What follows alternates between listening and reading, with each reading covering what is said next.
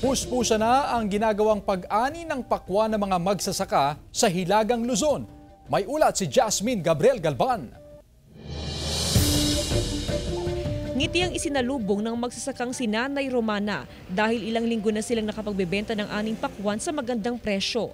25 pesos per kilo ang kanilang presyuhan sa Santo Domingo, Ilocos Sur.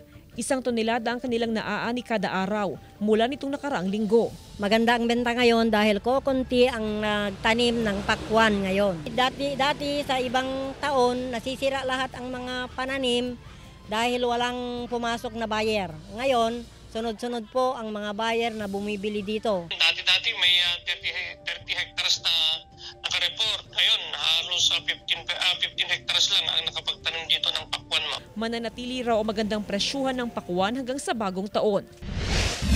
Sa Mangaldan, Pangasinan, simula pa nung nakaraang linggo ang pag-aani ng pakwan. Bagamat maraming supply ng pakwan, patuloy pa rin ang pagtaas sa presyo.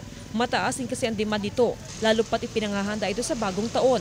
Sa ngayon, nasa 30 hanggang 35 pesos ang kada kilo ng pakwan sa Pangasinan. Tumaas din ang presyo ng buko na pangunahing sangkap sa salad. Sa hile-hilerang bentahan ng buko sa bayan ng San Fabian, kapansin-pansin na halos kokonti ang mga ibinibentang buko. Ayon sa ilang negosyante, kokonti ang supply ng buko kaya tumaas ang presyo nito. Mula sa dating 30 pesos, umakyat na ito sa 40 hanggang 45 pesos kada piraso. Kasi nung last kasi ang deliver 25.